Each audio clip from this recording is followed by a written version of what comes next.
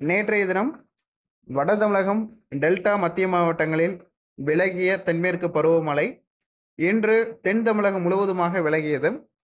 தமிழகம் மற்றும் புதுவையில் இன்று முதல் தொடங்கியது வடகிழக்கு திசை காற்று. இன்று முதல் கிழக்கு திசையிலிருந்து காற்று என்பது வரக்கூடும். நேற்று மாலத்தீவு அருகாமையில் நிலவி வந்த வளிமண்டல கீழடுக்கு சுழற்சி தற்போது குமரிக்கடல் பகுதிகளில் நிலவி வருகிறது. அடுத்து வரும் 24 மணி நேரத்தில் வளிமண்டல மேலடுக்கு சுழற்சியாக வலுப்பெற்று குமரிக்கடலில் அடுத்து வரும் 4 தினங்களுக்கு மையம் கொள்ளும் என எதிர்பார்க்கப்படுகிறது. இதன் காரணமாக ஏற்கனவே அறிவிக்கப்பட்டபடி இன்று தேதி 13ஆம் தேதி, நாளைக்கு பிறகு 15ஆம் தேதி, 16, 17 தேதிகளில் வளிமண்டல மேலடுக்கு சுழற்சியிலிருந்து தீவிர கடலுடன் இணைந்த சுழற்சியாக மாறக்கூடும் என எதிர்பார்க்கப்படுகின்ற காரணத்தினால இந்த அமைப்பின் காரணமாக 15, 16, 17, 18, 19 தேதி வரை ஒரு 5 தினங்களுக்கு தென் தமிழகத்தில் அநேக இடங்களிலும் தூத்துக்குடி, திருநெல்வேலி, கன்னியாகுமரி, தேனி, விருதுநகர் மாவட்டங்களில் கனமுதல் மிக கனமழையும், தூத்துக்குடி மற்றும் திருநெல்வேலி, கன்னியாகுமரி மாவட்டங்கள், ராமநாதபுரம் மாவட்டங்களில் அதீத கனமழைக்கான வாய்ப்புகள் காணப்படுகிறது. தமிழகத்தில் அநேக 38 மாவட்டங்களிலும் அநேக இடங்களிலும் அடுத்து வரும் 5 தினங்களுக்கு பரவலாக கனமழையும், இன்று பொறுத்தவரையில் தூத்துக்குடி, திருநெல்வேலி, விருதுநகர், தேனி, தென்காசி மாவட்டங்களில் பலத்த மழை பதிவாகும். நேற்று வரைக்கும் சுழற்சி மாலத்தீவு அருகாமையில் இருந்தது. அதனால தென்காசி, திருநெல்வேலி, வெஸ்டர்ன் காட்ஸ் பகுதியில் மட்டும், மேற்கு பகுதியில் மட்டும் மழை பெய்து கொண்டிருந்தது. இன்றைய தினம் சுழற்சி குமரிக்கடலுக்கு வந்துவிட்டது. இன்றிலிருந்து கிழக்கு திசையிலிருந்து மேகங்கள் வர தொடங்கிவிடும். கிழக்கு திசையிலிருந்து மேற்கு திசையாக மேகங்கள் என்பது நகரக்கூடும். இன்று முதல் தமிழ்நாட்டில் தென் மாவட்டங்களில் மிக சிறப்பான அளவில் எல்லா இடங்களிலும், இதில் உங்கள் மாவட்டத்திலும் நல்ல மழை பதிவு இருக்கும். இது தென் மாவட்டங்களுக்கு மட்டுமல்ல, டெல்டா, வட மாவட்டங்கள், உள் மாவட்டங்கள், கொங்கு மண்டல பகுதிகள், காவிரி நீர்பிடிப்பு பகுதிகள் என அனைத்து மாவட்டங்களிலும் மழை இருக்கிறது. இன்று ஓரிரு இடங்களில் தென் தமிழகத்தில் திருநெல்வேலி, தூத்துக்குடி, கன்னியாகுமரி மாவட்டங்கள் மற்றும் விருதுநகர், தேனி, தென்காசி மாவட்டங்களில் ஓரிரு இடங்களில் மிக கன முதல் அதீத கனமழை வரைக்கும் வாய்ப்புகள் காணப்படுகிறது. ஒரு சில இடங்கள், அதாவது ரேர் இடங்கள், அந்த அதீத கனமழை என்பது இதுவரைக்கும் அந்த பகுதிகளில் மழையே இல்லாத பகுதிகளில் மழை வரும்போது ஒரு அதீத கனமழை ஒரு 15-20 சென்டிமீட்டருக்கு மேலே இன்றைக்கு தென் மாவட்டங்களில் மழை இருக்கும். ஒரு 10 சென்டிமீட்டருக்கு மேலே கண்டிப்பாக ரெக்கார்ட்ஸ் இருக்கு. ஆனால் இன்னைக்கு ஒரு சில இடங்களில் 20-15 சென்டிமீட்டர் அளவில் தென் மாவட்டங்களில் வரதுக்கான வாய்ப்புகள், அந்த கன்வெக்ஷன்ஸ்னு சொல்லக்கூடிய அந்த ஆக்டிவிட்டி மிக சிறப்பாக காணப்படுகிறது. அதை விட நாளை இதை விட சிறப்பாக இருக்கும். நாளை மறுநாள் இதை விட சிறப்பாக இருக்கும். இனிமேல் வரக்கூடிய மழையெல்லாம் மதியம் வராது, அதிகாலையிலேயே வந்துடும். இப்போ இன்னைக்கு வரைக்கும், நேற்று வரைக்கும் மாலை இரவு நேரங்களில் வந்தது. இன்று அதிகாலை நேரங்களில் நிறைய மாவட்டங்களில், ராமநாதபுரம், புதுக்கோட்டை, சிவகங்கை மாவட்டங்கள் அதிகாலை மழை பதிவாகியது. அதே போன்று இன்று முதல் அதிகாலை மழை தொடங்கிவிட்டது. அதிகாலை பெய்யக்கூடிய மழை மன்னார் வளைகுடா, பாக்ஸல் சந்தி பகுதியில் உருவான மேகக்கூட்டங்கள் ராமநாதபுரம், தென் கடலோர பகுதியில் வர தொடங்கிவிட்டது. கேரளாவிலும் இன்று நிலவரப்படி முற்றிலுமாக பின்வாங்கியது தென்மேற்கு பருவமழை. கேரளாவில் நேற்றே பின்வாங்கியது. அதன் காரணமாக கேரளாவில் தென்மேற்கு பருவமழை தொடங்கியதன் விளைவாகவே வெப்பசலன இடிமலை அங்கும் தொடங்கியது. வெப்பசலன இடிமலை கேரளாவில் தொடங்கிவிட்டது என்றாலே தென்மேற்கு பருவமழை முடிவடைந்து விட்டதுன்னு அர்த்தம். கண்டிப்பாக எடுத்துக்கொள்ளலாம். வளிமண்டல மேலடுக்கின் அடிப்படையில் 850 MP நிலவரப்படி, அந்த அட்மாஸ்பியர் லெவலில் நிலவரப்படி ஏற்கனவே வளிமண்டல கிழக்கு திசை காற்று சாதகமாக வந்துவிட்டது. கீழடுக்கு நிலையிலும் சாதகமான ஒரு அமைப்பும் நிலவி வருகிறது. தற்போது இன்றிலிருந்து வடகிழக்கு திசை காற்று தொடங்கியது.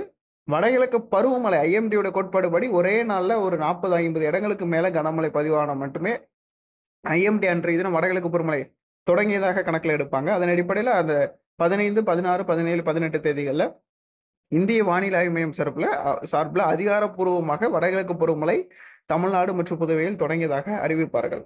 தமிழகம் மற்றும் புதுவையில் வடகிழக்கு பருவமழை தொடங்கியது முதலே தென் தமிழகத்தில் மிகச் சிறப்பான மழைப்பொழிவு காணப்படும். இதன் பிறகு இந்த வளிமண்டல மேலடுக்கு சுழற்சி கடலுடன் இணைந்த காற்று சுழற்சியாக மாறி வருகின்ற 18, 19 தேதிகளில் இந்த நிகழ்வு அரபிக்கடலில் ஒரு குறைந்த காற்றழுத்த தாழ்வு பகுதியாக ஒன்று உருவாகும். கிழக்கு அந்தமான் நிக்கோபார் தீவு அருகாமையில் வருகின்ற 18ஆம் தேதி ஒரு புதிய காற்று சுழற்சி உருவாகி, அந்த காற்று சுழற்சி ஒரு தாழ்வு நிலை என்கின்ற அமைப்பில் தமிழகம் கிழக்கு கடலோர பகுதிக்கு வந்து ஒரு 22ஆம் தேதிக்கு மேல மீண்டும் மழையை தீவிரப்படுத்தும். இந்த மலை சுற்றை பொறுத்த வரைக்கும் தீபாவளி ஃபெஸ்டிவலுக்கு கண்டிப்பா இனி வரக்கூடிய நாட்களில் இடைவெளி கொடுக்கும். கண்டிப்பான முறையில் இனி வரக்கூடிய நாட்களில் இன்றிலிருந்து ரெயின்கோட்ஸ், குடைகள், விவசாயிகள் இடிமின்னல் தாக்கம் அதிகமாக இருக்கும். கண்டிப்பாக நீங்க இந்த மரத்துக்கடியில் நிற்கிறது, பைக்ல டிராவல் பண்ண இடிமலை காலங்களில் பைக்கை வந்து நிப்பாட்டிட்டு ஒரு ஓரமாக போய் சேஃபான இடங்கள்ல மரம் இருக்கா, மரத்து பக்கத்துல நிற்காம எந்த பகுதி உயரம் இல்லாத பகுதியா இருக்கும் அந்த பகுதியில் நில்லுங்க. உயரமான பகுதியில் ஒரு மரமோ ஒரு பில்டிங் ரொம்ப உயரமா இருக்குன்னா அந்த பகுதியில் நிற்க வேண்டாம். எது உயரமான பகுதியோ அந்த பகுதியில தான் மின்னல் தாக்கும். அதாவது அது இப்ப அந்த மின்னல் வந்து ஒளி விழக்கூடிய இடங்கள், எது உயரமான இடங்களோ அதை பிடித்து தான் அந்த பூமியில அந்த அந்த மின்சாரம் வந்து பூமிக்கு கடத்தப்படும். ஸோ அதனால தான் மரம் வந்து அதே ரொம்ப நேரத்துல உயரமான மரம் நீங்க அந்த ஊர்ல சேஃபா இருக்குன்னா, அந்த மரத்து இருக்கணும் மேல தான் அப்படின்றதுக்காக தான் நான் வலியுறுத்துறேன். ஏற்கனவே நான் கடந்த வீடியோவிலேயே, கடந்த அறிக்கையிலேயே இடிமின்னல் அதிகமா இருக்கும் அப்படின்னு சொன்னேன். அதன் அடிப்படையில நெறைய பேர் கேட்டுருக்காங்க. சில பேர் கேட்கல. தற்செயலாக விவசாயிகள் நடந்து வரும்போது, ஒரு கடந்த 2 நாளைக்கு முன்னாடி ஒரு 5 பேர் விவசாயம் சார்ந்த வேலைகளை முடித்து வரும்போது, 5 பேர்கள் மேலேயும் மின்னல் விழுந்து, அதுல 4 பேர் பலி. அதுல ஒருத்தருக்கு வந்து ரொம்ப அடி, முகம், மூஞ்சு எல்லாமே காயம். ஸோ அதனால வந்து அந்த 5 பேர்ல 4 பேரு நெனச்சு பாருங்க. அந்த 1 நிமிஷத்துல டக்குனு போயிரும். ஈவன் அவ்ளோ சக்தி வாய்ந்த இடிய பொறுத்தவரைக்கும் சாதாரணமாக எதிர்கொள்ள வேண்டாம். அது சாதாரணமா மின்னல் தானே பளிச்சு பளிச்சுன்னு விழுதுன்னு நெனைக்காதீங்க. அது எப்படி வரும்னு யாருக்குமே தெரியாது. கடலூர் மாவட்டத்துல ஒரு வீட்டு மேல இடி விழுந்து அந்த வீடே 2ஆ பிளந்திருக்கு. அந்த அளவுக்கு அந்த சக்தி இருக்கும். மான்சூன் சீசன்ல வரக்கூடிய இடிக்கு ரொம்ப சக்தி இருக்கும். நீங்க கோடை காலத்துல வரக்கூடிய இடிய விட, பருவமழை காலத்துல வரக்கூடிய இடி வந்து ரொம்ப பவர்ஃபுல்லா இருக்கும். ஏன்னா, அப்பதான் அதுக்கு சாதகமான அமைப்புகள், மேகங்கள் ரொம்ப வலுவா போய்க்கிட்டே இருக்கும். ஸோ அந்த கன்வெக்ஷன்ஸ்னால ஓவர்லே ஆகி அது பூமியை நோக்கி வரும்போது, நம்மளுக்கு அது யாரு மேலயாவது எங்கனாலும் விழும். அது வந்து இடிதாங்கி இருக்கக்கூடிய இடங்கள்ல நோ இஷ்யூஸ். அதாவது அதுவுமே வந்து ரேர் தான். இடிதாங்கி இருக்கு அப்டின்னா, நம்மலாம் ரொம்ப பயம் இல்லாம இருக்க முடியாது. இடிதாங்கி இருந்தாலும், அந்த இடிதாங்கி மேலயும் மின்னல் விழும். இடிதாங்கி இருக்கு பாருங்க, அது வந்து என்ன பண்ணும்னா, இந்த மின்னல் அதை சுற்றி இருக்கக்கூடிய ஒரு 1 கிலோமீட்டருக்கு எங்கேயாவது விழும்போது, இது மேக்ஸிமம் அத அவாய்ட் பண்றதுக்கு அது முயற்சி பண்ணும். அது மேல விழுந்தா, அது வந்து கரண்ட்ட சேஃபா பூமிக்கு பாஸ் பண்ணிரும். யாருக்கும் எந்த ஒரு பாதிப்பும் இருக்காது. வீட்டுக்கும் எந்த பாதிப்பும் இருக்காது. அதே நேரத்துல இடிதாங்கி இல்லைன்னு பட்சத்துல, நீங்க வந்து எந்த இடத்துல விழும்ன்னு யாருக்குமே தெரியாது. வீட்டு மேல விழலாம், உங்க மேல விழலாம், யார் மேலனாலும் விழலாம். அது எப்படினாலும் அது இயற்கைய பொறுத்தவரைக்கும் நம்மளால தீர்மானிக்க முடியாதுல்ல. அதனால இடி, மின்னல் தாக்கம் இனி வரக்கூடிய நாட்கள் அதிகமாக இருக்கும். இந்த சிஸ்டம் இந்த இது வளிமண்டல மேலடுக்கு சுழற்சி தான். இது கடலுடன் இது சுழற்சியாக மாறும்போது, இன்னும் இடிதாக்கம் அதிகமா தான் இருக்கும். தீபாவளி ஒட்டிய நாட்கள், தீபாவளி முடிந்த பிறகும் இடிதாக்கம் அதிகமா தான் இருந்திருக்கும். நவம்பர் 15ஆம் தேதி, 10ஆம் தேதி வரைக்கும் இடியுடன் கூடிய மழைப்பொழிவுகள் காணப்படும். அதன் பிறகு நம்மளுக்கு தீவிர அமைப்புகள் காணப்படுகிறது. நவம்பர் மாதம் கடைசி வாரங்கள்ல தீவிர அமைப்புகள் காணப்படுகிறது. டிசம்பர் மாதத்துல ஓரிரு நிகழ்வுகள் தீவிரமாக காணப்படுகிறது. அதன் பிறகு டிசம்பர் மாதம் 15க்கு பிறகு தொடர்ச்சியாக அந்த பொங்கல் வரைக்கும் அந்த இது லோ பிரஷர் ஆக்டிவிட்டியின் காரணமாக, குமரிக்கடல்ல வரக்கூடிய சுழற்சியின் காரணமாக வெஸ்டர்ன் ரெயின்ஃபால் இருக்கு.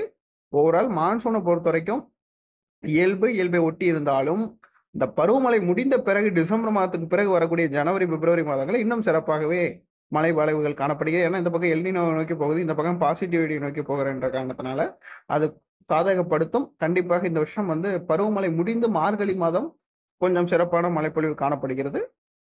அதுக்கப்புறம் மார்கழிக்கு பிறகு வரக்கூடிய மாதங்களிலும், தை, மாசி மாதங்களிலும் நல்ல மழை இருக்கும். பங்குனி மாதம் வரைக்கும் கூட மழை தொடரும்.